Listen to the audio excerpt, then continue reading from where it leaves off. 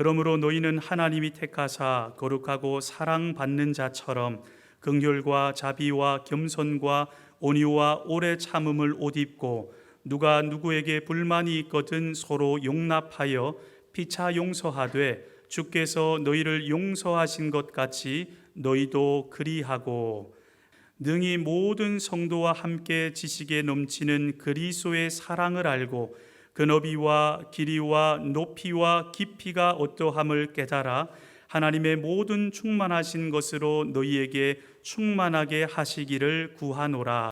오늘은 옷 입는 방법, 사랑받고 용서받은 나, 사랑받고 용서받은 사람답게 라는 제목으로 하나님 말씀을 증거하도록 하겠습니다. 여러분, 오늘도 변함없이 저를 따라 한번 고백해 주시면 감사하겠습니다. 사랑받고 용서받은 사람답게 삽시다. 오늘은 예전에 어떤 목사님 설교에서 들었던 한 이야기로 제가 설교를 시작하려고 하는데요. 어떤 믿음 좋은 의사분이 아프리카 어느 마을에 선교를 가서 그렇게 섬기고 있었다고 합니다. 그렇게 마을을 열심히 섬기고 있던 어느 날이에요. 그 마을 추장 아들이 외국에서 공부를 마치고 돌아왔는데요. 추장 아들이 돌아오니까 이 마을은 기쁨으로 이 잔치를 벌였고요. 그리고 마을 사람들은 추장 아들의 이 결혼에 관심을 모았습니다. 추장 아들이 누구와 결혼을 할까? 막 이렇게 마을 사람들이 관심을 가지는데요. 그러던 어느 날입니다. 추장 아들이 결혼할 아가씨를 결정하고요. 마을에는 추장 아들이 이 청혼할 여자를 결정했다고 금방 소문이 퍼지기 시작했어요. 그 마을에는 대대로 내려오는 독특한 풍습이 있었는데요. 그게 뭐냐면 이 남자가 여자에게 이 청혼을 할 때, 청혼을 하지 않습니까? 결혼하기 전에 이 프로포즈를 할 때 암소 한 마리를 이 청혼할 여자 집에 가지고 가서 청혼하는 그런 풍습이 대대로 내려오고 있었는데요. 그런데 대부분 남자들은 암소 한 마리로 이 청혼을 했고요. 프로포즈를 암소 한 마리로 그렇게 청혼을 했고, 간혹 암소 두 마리로 프로포즈를 하는, 청혼을 하는 사람도 있었다고 합니다. 그런데 청혼할 아가씨가 너무 마음에 들고 너무 아름답다. 여러분, 그러면 몇 마리로 프로포즈를 했을까요? 너무 아름답고 너무 마음에 든다. 그러면 세 마리로 그렇게 청혼을 하는 남자도 있었다고 해요. 그런데 여러분, 이 추장 아들은 암소를 몇 마리 끌고 그 여자에게 프로포즈하러, 청혼하러 갔을까요? 몇 마리? 무려 9마리를 끌고 갔는데요. 암소 9마리를 끌고 청혼할 여자 집을 향해 걸음을 두벅두벅 내딛습니다. 기쁨의 걸음을 그렇게 내딛는데요. 그런데 마을 사람들은 그 모습을 보고, 이 추장 아들의 모습을 보고 술렁이기 시작하는 거예요. 도대체 여자가 얼마나 예쁘길래, 얼마나 아름답길래 그 여자는 어떤 집안일까? 암소 9마리 이러면서 마을이 막 술렁이기 시작했어요. 여기저기 관심이 모아지고요. 그리고 사람들은 추장 아들이 도대체 어느 집에 갔는지, 어느 집에 지금 가는지 그 발걸음을 숨죽여 지켜보는데요. 그런데 여러분, 이게 웬걸요? 추장 아들이 들어간 그 아가씨 집은요, 좋은 집안이 아니었어요. 심지어 새끼 밥도요, 그냥 겨우 그렇게 먹는 그런 가난한 집이었는데요. 그래서 사람들은 그래, 저런 집안에 가다니, 분명 저 집에 집안은 좀 그렇지만 저 여자는 정말 아름다울 거야. 정말 외모가 특별하겠지. 그래, 그럴 거야. 그러면서 외모를 이제 기대하는데요. 그런데 청혼을 받는 이 아가씨는요, 병약하고 볼품없고 그런 외모였다고 해요.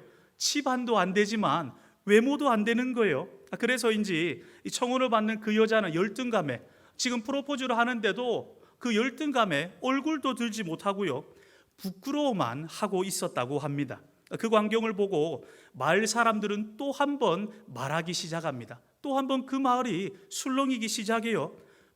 저 집안에 나보다 못한데 암소 9마리, 저 여자에게 암소 9마리나 줘. 막 이렇게 또 한 번 이 술렁이기 시작했습니다. 그리고 이 의사분은 청혼하는 거기까지, 그 상황까지 보고 다시 본국으로 돌아왔는데요. 그리고 오랜 시간이 지나고 다시 그 선교 지역을 방문할 그런 시간이 있었다고 합니다. 이 의사분은 추장아들이 청혼하고 그 후에 어떻게 됐는지 그 다음 스토리가 너무 궁금한 거예요. 여러분도 궁금하시나요? 그런데 이 세월이 흐르긴 흘렀는지 당시에 이 청혼을 한 추장 아들은요, 이제는 추장이 되어 있었고요. 그리고 당시 청혼을 받은 여자는 추장의 아내로서 마을에서 중요한 역할을 감당하는 그런 사람이 되어 있었습니다. 그런데 추장 아내를 보는데 이 선교사님, 이 의사분이 추장 아내를 보는데요, 예전에 봤던 그 모습이 아닌 거예요. 분명 그때 그 사람 맞는 거는 같은데 전에는 얼굴도 못 들고 병약하고 외모도 볼품없고 막 그랬는데요. 그런데 지금은 너무 당당하고 누가 봐도 아름답고 누가 봐도 품격 있게 그렇게 여러분들처럼 그렇게 보이는 거예요. 다른 사람이 돼 있는 겁니다. 그래서 이 의사가 추장 아내를 보고요, 그때 그 사람이 맞나 아닌가 긴가민가 하는 표정으로 그렇게 계속 추장 아내를 보고 있으니까요, 추장이 눈치를 챘는지 당시에 그 청혼 때 뒷이야기를 그제서야 이 의사분, 이 선교사님에게 설명을 해줍니다. 이렇게 말을 해요. 사실 그 당시에 암소 한 마리면 충분히 혼인 승낙을 얻을 수가 있었습니다. 그것이 우리 마을의 전통이었죠. 그런데 저는 청혼 당시 암소 몇 마리를 받느냐가 아내의 평생에 자기 가치를 결정할 수 있다고 그렇게 생각하게 되었어요. 저는 아내가 자신의 가치를 암소 한두 마리로 그렇게 한정하고 사는 것을 원하지 않았습니다. 그래서 암소 9마리로 청혼을 하기로 그렇게 결정하고 청혼을 했죠. 처음 아내는 무척 놀란 듯 보였습니다. 그런데 아내는요, 그 후로 그에 걸맞게 하려고 그랬는지 많은 노력을 했어요. 저는 아내에게 공부를 하라거나 좀 예쁘게 좀 꾸며 이렇게 말한 적이 없습니다. 다만 있는 그대로 사랑한다고 그렇게 말은 했죠. 그런데 아내는 점점 더 아름다워져만 갔습니다. 여러분, 이 추장이 된 추장 아들은 이렇게 말을 했습니다. 여러분, 참 아름다운 사랑 이야기죠. 그렇죠? 예, 감사합니다. 저는 말씀을 준비하면 이 이야기를 접하고요, 저는 두 단어가 생각이 났습니다. 두 단어 말이죠. 먼저는 발광체라는 이 단어가 생각이 났고요, 또 다른 한 단어는 반사체라는 단어가 생각이 났습니다. 뭐라고요? 발광체와 반사체. 아시는 대로 이 스스로 빛을 내는 물체를 가리켜서 우리는 발광체라고 말합니다. 예를 들어 태양이 이 발광체이고요, 태양은 스스로 이 빛을 내죠. 그리고 그 빛을 받아서 반사하는 물체를 뭐라고요? 반사체라고 그렇게 우리는 말합니다. 예를 들어 달이 이 반사체의 대표적인 것이라 할 수 있는데요. 다시 말해 스스로 빛을 내는 물체가 있고요, 그리고 그 빛을 받아서 그 빛을 반사하는 물체가 있습니다. 이 반사체의 특징은 무엇입니까? 혼자서는 변화될 수 없습니다. 혼자서는 빛을 낼 수가 없어요. 발광체에 의해서 빛을 낼 수가 있고요, 발광체에 의해서 그 변화를 경험합니다. 서두에 제가 말씀드린 이야기도 같은 맥락으로, 이 추장 이야기도 이 청혼 이야기도 같은 이야기, 같은 맥락으로 설명할 수 있는데요, 발광체가 이 추장 아들이라면 이 반사체는 청혼을 받은 추장의 아내입니다.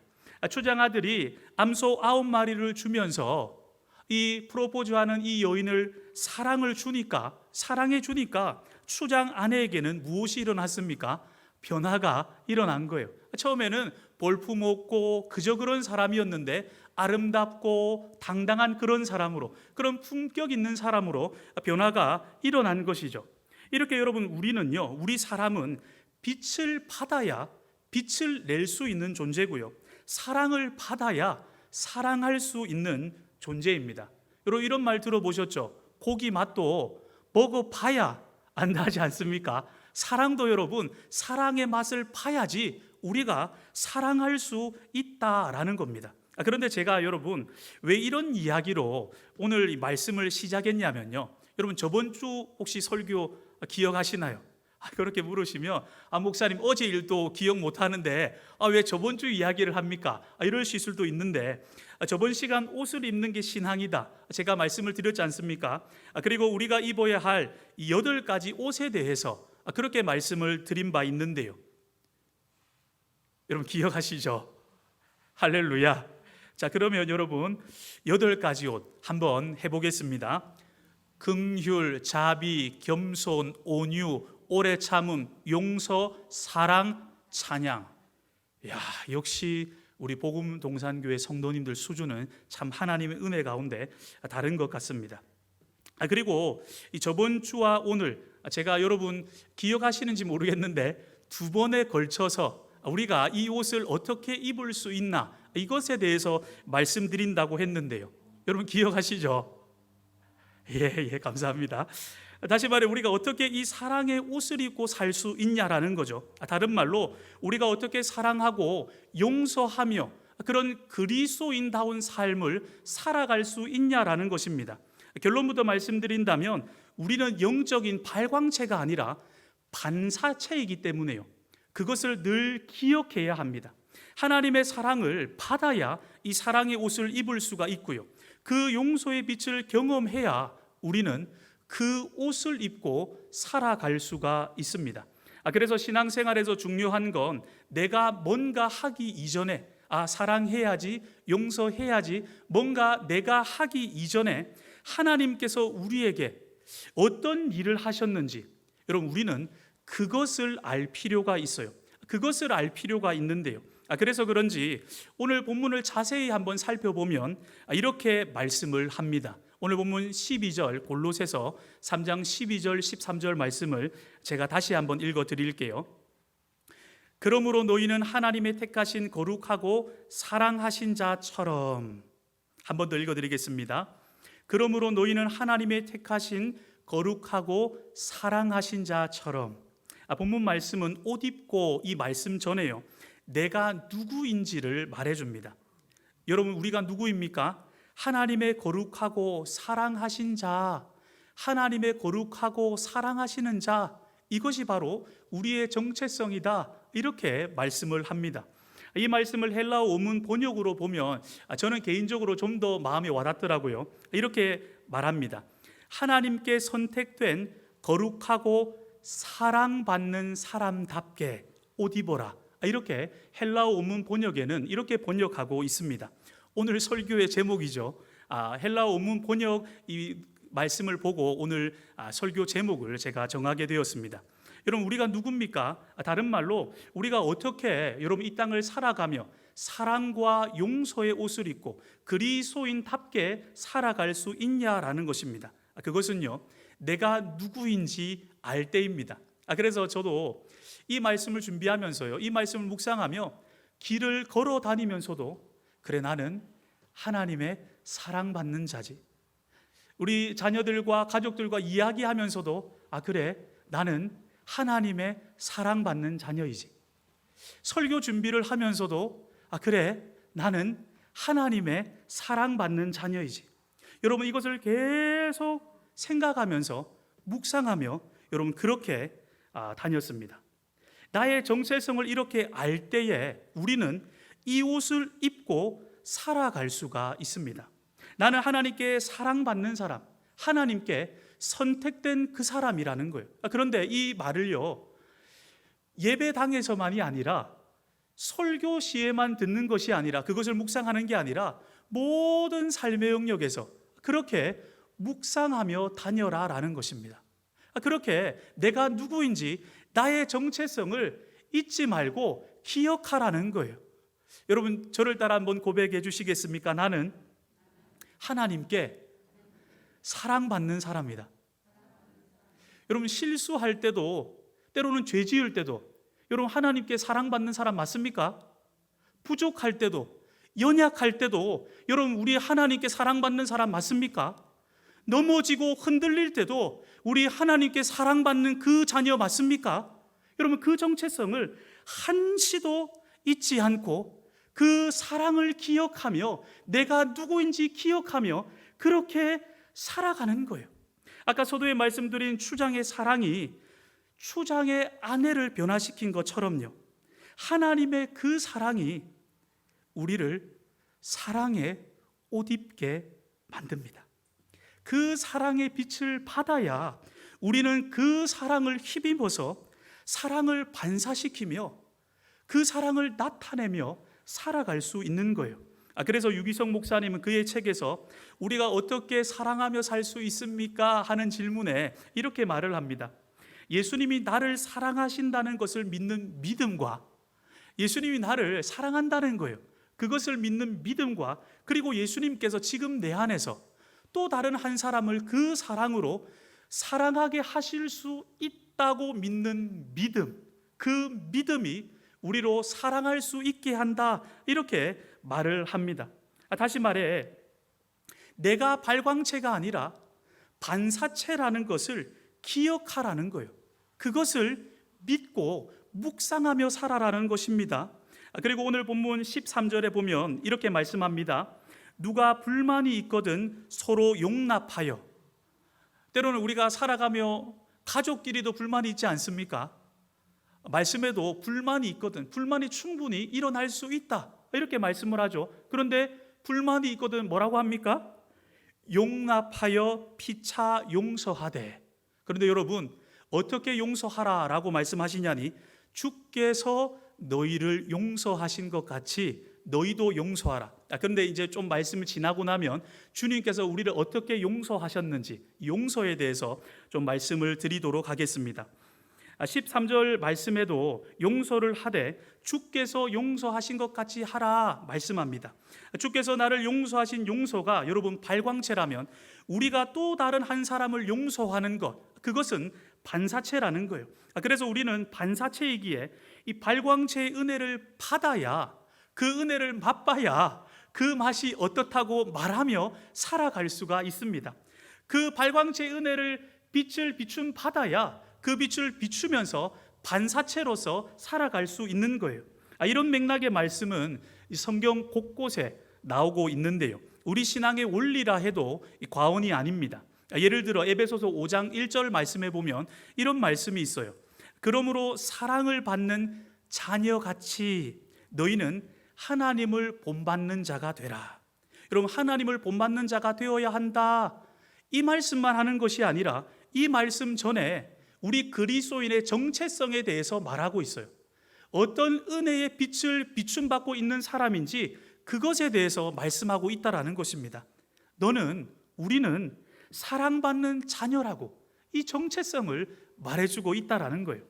또 에베소서 5장 2절에 보면 그리스도께서 너희를 사랑하신 것 같이 너희도 사랑 가운데서 행하라. 사랑하신 것 같이 사랑 가운데서 행하라. 여러분, 하나님께서는요, 요구만 하지 않으시고 어떻게 우리에게 공급하고 계시는지 그것에 대해서 계속 말씀하고 계십니다. 그리고 마지막으로 요한일서 4장 11절에 보면 사랑하는 자들아, 하나님이 이같이 우리를 사랑하셨은즉 우리도 서로 사랑하는 것이 마땅하도다. 이렇게 여러분, 성경을 자세히 보면 하나님께서 하신 것이 있고요, 또 나에게 은혜를 토대로 명령하고 계시는 게 있습니다. 여러분, 그러고 기억하고 분명한 것은요, 하나님께서는요 먼저 공급하시고 그리고 나서 요구하시는 분이라는 거예요. 할 수 없는 것을 야 사랑해, 이게 아니라 딸아, 아들아, 내가 너를 얼마나 사랑하는지 생각해봐. 그 사랑을 좀 맛봐봐. 그 사랑을 묵상해봐. 그리고 너도 그 사랑으로 사랑해. 안 되는데요, 내가 하려고 하니까 안 되는데요. 그러니까 여러분, 요구하는 말씀이 아니라 우리 하나님께서 공급하시는 하나님의 놀라운 그 공급에 집중하라 말씀을 하십니다. 그래서 우리는 하나님 앞에 나아갈 때, 말씀에 나아갈 때 하나님께서 어떻게 우리를 공급하시냐, 그 은혜에 주목할 필요가 있다라는 것입니다. 여러분, 저를 따라 한번 고백해 주시겠습니까? 하나님의 공급에 집중합시다. 여러분, 어떤 사람은 이렇게 신앙생활하는 사람이 있어요. 뭐 순종하라고 했지? 또 이거 순종 못했네. 해야 되는데 안 되네. 왜 이렇게 무겁지? 그러면서 이 찬양하는 거죠. 무거운 짐을 나 홀로 지고 견디다 못해 쓰러질 때. 여러분, 근데 하나님께서는 요구만 하시는 분이 아니라 공급하시는 분이다. 그래서 요구하시는 순종하라 이 말씀 전에 순종할 수 있는 능력을 주시는 하나님의 공급에 집중하라 라는 말씀입니다. 그런데 이것은요, 우리가 의무를 중요하게 여기지 맙시다. 그냥 하나님 말씀 되는 대로 순종하면서 삽시다. 여러분, 이런 거 아닌 것은 여러분 아시죠? 이것은 무엇이냐면 우리는 발광체가 아니라 반사체라는 것을 늘 잊지 않고 기억하며 살자는 거예요. 여러분, 우리는요, 하나님의 사랑과 용서를 받아야, 다시 말해 공급이 있어야 기독교 신앙의 본질인 사랑하며 살 수가 있습니다. 근데 여러분 한번 생각해 보십시오. 처음 신앙생활 할 때는 하나님의 은혜에 흥겨워서 막 이렇게 신앙생활 했는데, 지금 신앙생활 한 지 10년, 20년 되니까, 30년 되니까 막 요구만 등에 막 쌓이고 하나님의 공급하심은 우리가 눈을 돌린 채 그렇게 힘들게 신앙생활하고 있지는 않냐라는 것입니다. 그래서 우리 하나님께서는 내가 공급하겠으니 나의 공급함에 내가 어떻게 공급하는지 그것에 고개를 돌려라 라고 우리에게 말씀하시는 것입니다. 오늘 본문 에베소서 3장 18절 이하에 봐도 이 사랑에 대해서 말씀하는데, 이 사랑은 지식에 넘치는 사랑이다 말씀을 하십니다. 한 번 더 따라 고백해 주시겠습니까? 하나님의 사랑은 지식에 넘치는 사랑입니다. 여기서 여러분, 넘치는 사랑, 이 말은요, 넘치도록 우리에게 공급하신다 이런 의미예요. 그리고요, 지식에 넘치는 사랑이다 이 말은요, 하나님께서 나를 이 정도 사랑하실 거야 우리가 생각하는 바가 있지 않습니까? 우리가 생각하는 것보다, 우리가 지금 가지고 있는 지식보다 하나님께서 우리를 더 사랑하신다는 거예요. 그래서 지식에 넘치는 하나님의 사랑을 알아라 라고 말씀을 하시는 것입니다. 그리고 에베소서 3장 19절 말씀에 보면 그 넓이와 길이와 높이와 깊이가 어떠함을 깨달아라 라고 말씀을 하는데요, 깨달으라 말씀을 하는데요, 여기서 깨달으라 이 말은요, 그래 사랑하지, 단순히 동의 정도의 수준이 아니라 경험하라 이 말입니다. 경험하라 이 말이에요. 다시 말해 하나님의 사랑은요, 우리가 실제로 경험할 수 있는 그런 사랑이라는 거예요.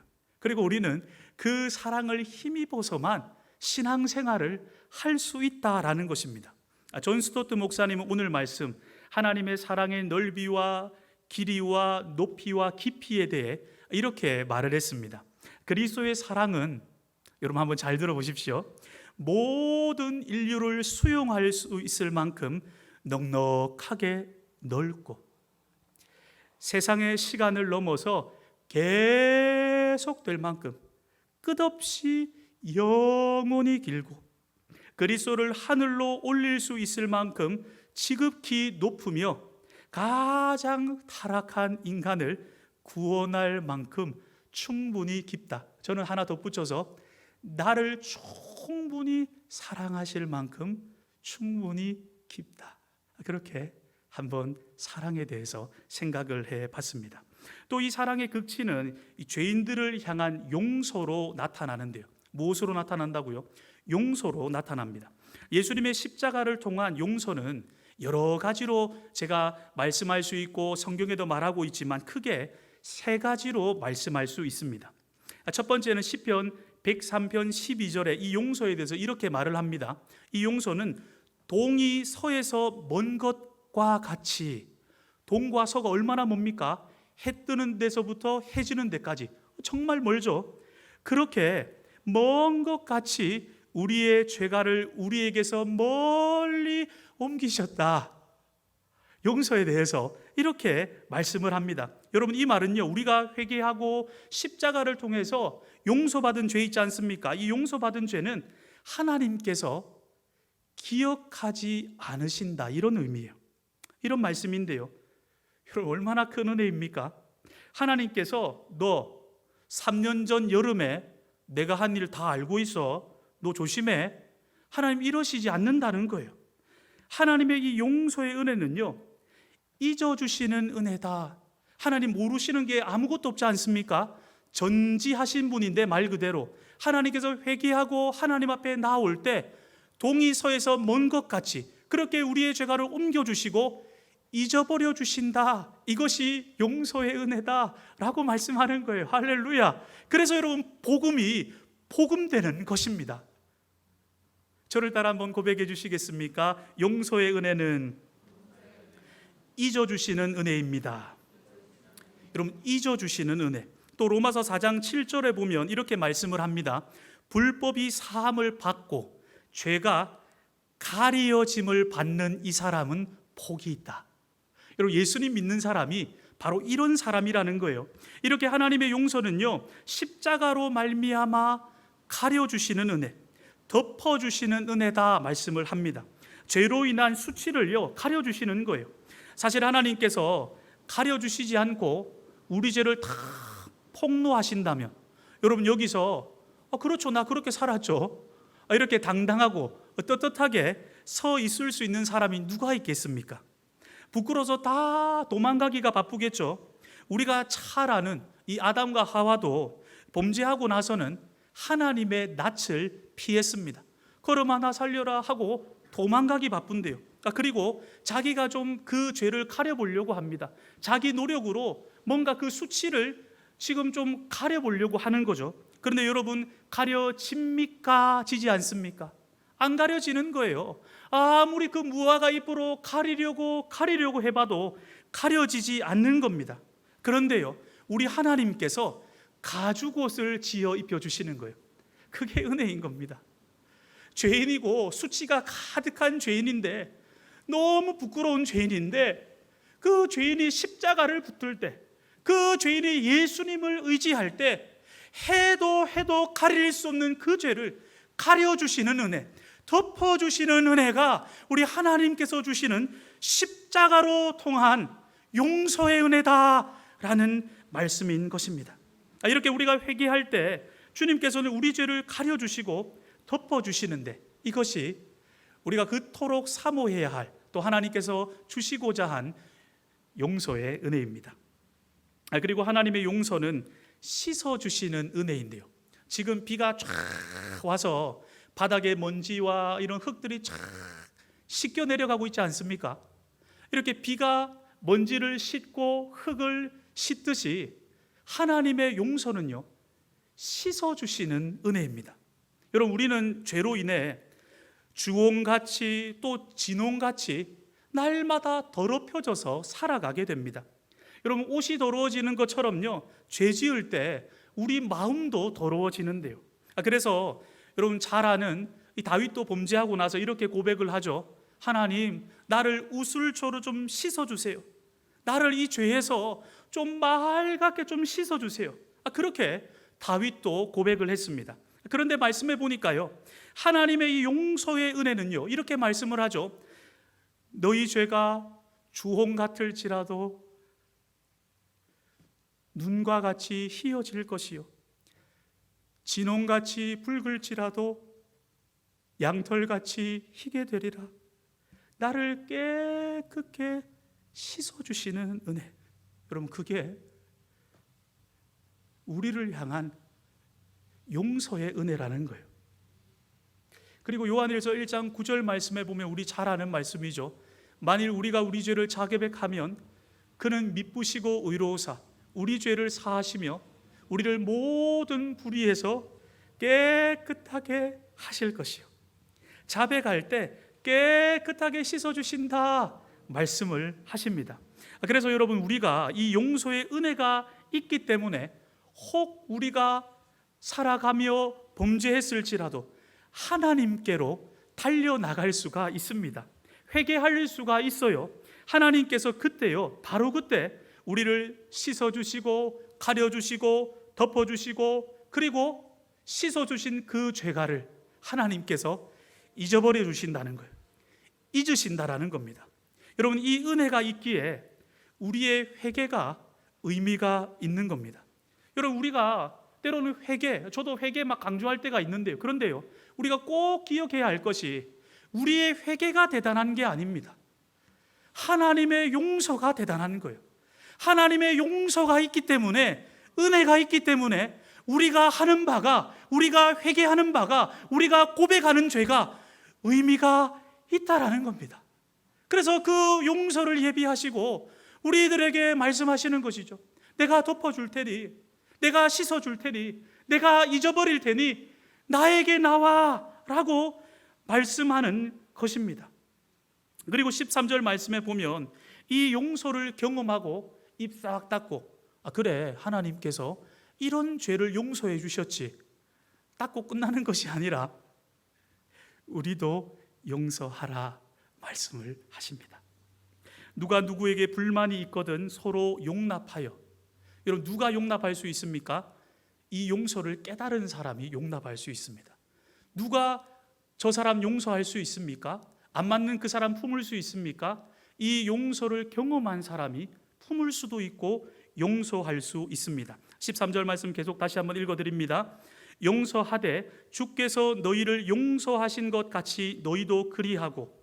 먼저 우리는 하나님으로부터 이 용서의 공급을 받아야 하고요, 그리고 또 다른 사람에게 용서의 요구를 행해야 합니다. 여러분, 우리가 신앙생활하고 하나님 앞에 동행하며 살아갈 때 이 순서를 꼭 잊지 마시기를 바랍니다. 공급이 먼저, 그 다음 요구다. 내가 하려고 하다가 이제는 더 이상 여러분 지쳐 쓰러지는 그 사람이 아니라 늘 주의 공급에 우리의 믿음의 방향을 둘 수 있는 저와 우리가 되기를 소원합니다. 다시 말해, 사랑과 용서의 옷을 입으려면 먼저 그 사랑과 용서를 경험해야 한다라는 거예요. 저도 이제 하나님의 사랑을 처음 경험한, 이 하나님의 사랑을 처음 경험했을 때 여러분 다 있지 않습니까? 그런데 저도 보니까 처음에는 사랑으로 시작했는데, 그런데 너무 그 공급에 제 시선을 고정시키지 않고 하나님 이렇게 하라고 하셨는데, 저렇게 하라고 하셨는데 요구만 계속 내 어깨에 막 들고 매는 거예요.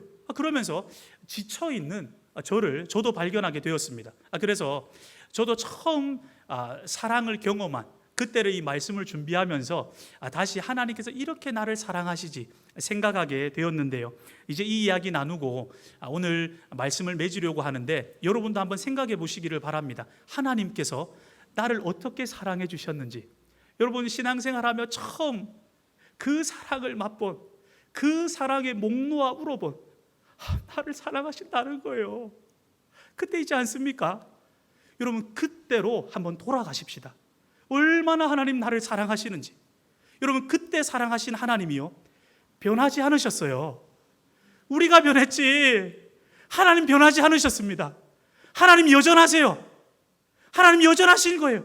그래서 있는 모습 그대로 나는 여전하니까 나오면 돼 말씀하고 계시는 겁니다. 여러분, 때는 2000년 어느 날입니다.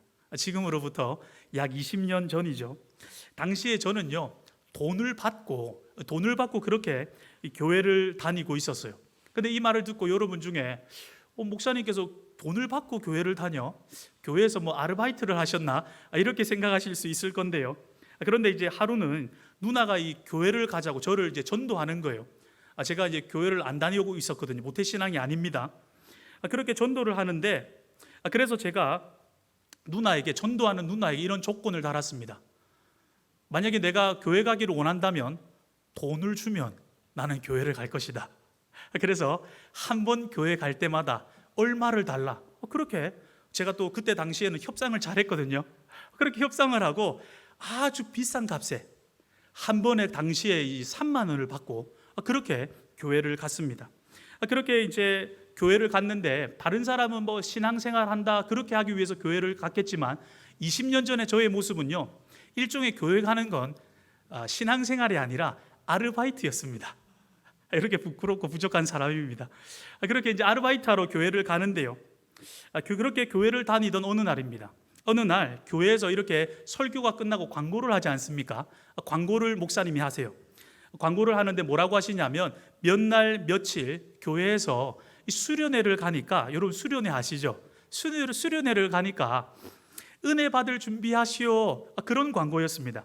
뭐 이런 광고였는데, 그런데요 저는요 그 말이 은혜 받을 준비하시오 이렇게 들리는 것이 아니라 돈 받을 준비하시오 이렇게 들리는 거예요.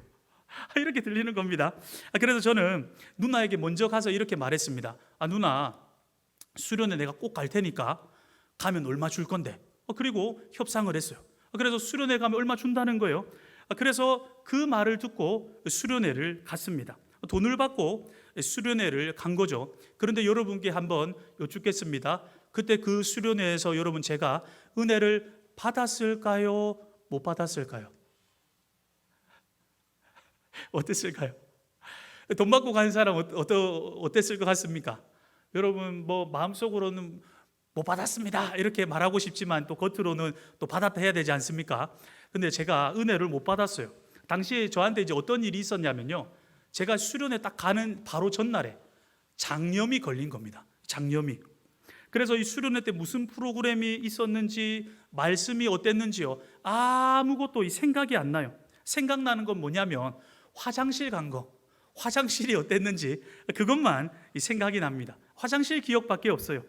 그리고 수련회가 마치고 여러분 집에 오는 날입니다. 이 화장실만 기억에 남는 내 평생 처음 수련회, 그것도 돈 받고 간 수련회. 그런데 여러분 하나님께서는요 꼭 우리가 기억해야 할 것이, 예배 가운데도 말씀하실 수 있지만 예배가 끝나고도 말씀하실 수 있다는 거예요. 여러분 하나님께서는요 예배 가운데서도 은혜 주실 수 있지만 예배가 끝나고도 은혜 주실 수 있는 분이라는 거예요. 제가 화장실에서 보냈던 이 수련회를 마치고 이제 집에 간다고 돈은 받고 이제 집에 가니까 너무 기쁜 거예요. 너무 기쁜데 강사분이 저를 부릅니다. 이 강사분은요 할머니 기도원 원장님이셨는데요, 북한에서 오신 그런 분이셨어요. 이분이 이제 이야기를 합니다. 뭐 잘 가라고 인사하는 거겠죠. 저에게 이렇게 말씀을 하셨어요. 박기석이,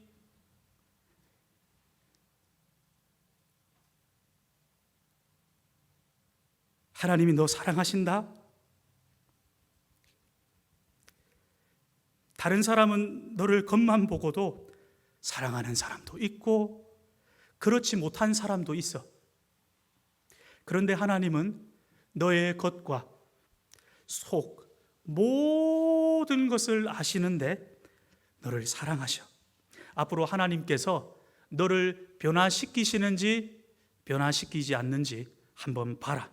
하나님께서 너의 삶을 바꿀 것이다. 여러분 예배 때는 제가 화장실에만 있었거든요. 그리고 이제 집에 가는데 그분도 그냥 인사한다고 그냥 한 말이었겠지만 저는 그 말이 그냥 그 말이 아니었습니다. 저는 그 말이 저에게 사랑으로 다가온 거예요. 그리고 제 마음을 쳤습니다. 뭐? 하나님이 나 같은 자를 사랑하신다고?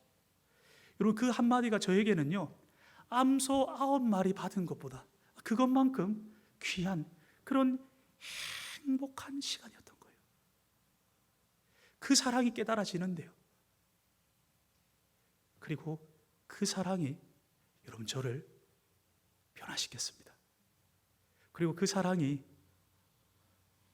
돈 주면 교회 간다 하던 그 사람을 이단에서 설교하는 사람으로 그 사랑이 저를 이끌고 와 주셨습니다.